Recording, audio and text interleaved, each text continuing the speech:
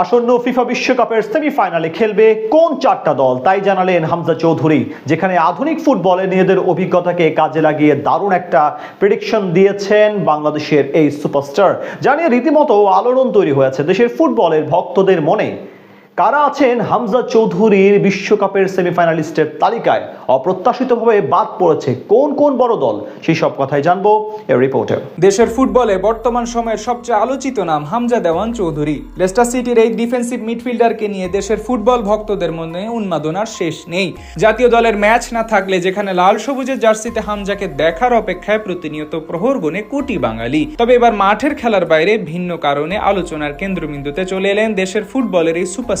আসন্ন ফিফা বিশ্বকাপের সেমিফাইনালে খেলবে কোন চারটি দল তা নিয়ে এবার এক সাহসী প্রেডিকশন দিয়েছেন হামজা। আধুনিক ফুটবলে নিজের অভিজ্ঞতাকে কাজে লাগিয়ে তার করাই মন্তব্য নিয়ে ইতিমধ্যে সামাজিক যোগাযোগ মাধ্যমে ব্যাপক আলোড়ন তৈরি হয়েছে দেশের ফুটবল প্রেমীদের মনে। যেখানে আসন্ন বিশ্বকাপের 4 সেমিফাইনালিস্ট হিসেবে বেছে নিতে গিয়ে হামজা চৌধুরী ঘুরিয়ে পেঁচিয়ে উত্তর দেননি, বরং সরাসরি নিজের পছন্দের কথা জানিয়ে দিয়েছেন। তিনি বলেন, ফিফা বিশ্বকাপের 4 সেমিফাইনালিস্ট হিসেবে ইংল্যান্ড, স্পেন ও ফ্রান্সের পাশাপাশি ব্রাজিলকে দেখতে চাই। কার্লো আনচেলত্তির অধীনে ব্রাজিলের বড় সুযোগ আছে, আর এতেই আলোচনা শুরু হয় দেশের ফুটবল ভক্তদের মাঝে। উল্লেখ্য যে হামজা এই তালিকায় ইউরোপের 3 পরাশক্তি ইংল্যান্ড, স্পেন ও ফ্রান্সের নাম থাকাটা খুব একটি অস্বাভাবিক নয়। সাম্প্রতিক সময়ে এই দলগুলোর ফুটবলার বিশ্ব ফুটবলে যে দুর্দান্ত দাপট দেখিয়ে বেড়াচ্ছে তাতে তাদের উপেক্ষা করার কোনো সুযোগ নেই। তরুণ ও অভিজ্ঞতার মিশেলে গড়া ইংল্যান্ড, পাসিং ফুটবলের রাজা স্পেন ও বর্তমান ফুটবলের পাওয়ার হাউস খ্যাত ফ্রান্সের সেমিফাইনালে ওঠার সামর্থ্য নিয়ে প্রশ্ন তোলার সুযোগ খুবই কম। কিন্তু হামজার প্রেডিকশনে সবচেয়ে বড় চমক আর আলোচনায় ঝড় উঠেছে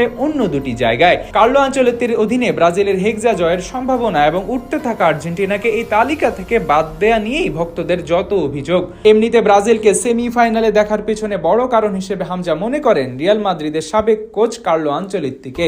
আনচেলত্তির ট্যাকটিক্স এবং বড় টুর্নামেন্ট জেতার অভিজ্ঞতা ব্রাজিলকে দীর্ঘদিনের খরা কাটিয়ে আবারও বিশ্বকাপের সেমিফাইনালে নিয়ে যেতে পারে বলে বিশ্বাস করেন টাইগার এই মিডফিল্ডার। ফলে সেলেসাও ভক্তদের মনে হামজার এই মন্তব্য যেন নতুন করে আশার আলো জ্বালিয়েছে। তবে হামজার এই তালিকায় যে বিষয়টি সবচেয়ে বেশি শোরগোল ফেলেছে তা হলো বর্তমান বিশ্ব চ্যাম্পিয়ন আর্জেন্টিনার অনুপস্থিতি। দেশের কোটি কোটি ভক্তকে চমকে দিয়া নিউলেন মেসির আর্জেন্টিনাকে নিজের সেমিফাইনাল লিস্টের তালিকায় রাখেননি হামজা। যেখানে আর্জেন্টিনা বর্তমান চ্যাম্পিয়ন এবং বিশ্ব ফুটবলের সবচেয়ে ধারাবাহিকতম দল, সেখানে তাদের সেমিফাইনালে না দেখাটা ভক্তদের জন্য এক অস্বস্তির কারণ। তাই আকাশে নীল ভক্তদের জন্য হামজার এই প্রেডিকশন কিছুটা হোঁচট খাওয়ারই মতো। সামাজিক যোগাযোগ মাধ্যমে ইতিমধ্যে এই নিয়ে আর্জেন্টিনা ও ব্রাজিল ভক্তদের মাঝে শুরু হয়ে গেছে তুমুল তর্ক বিতর্ক।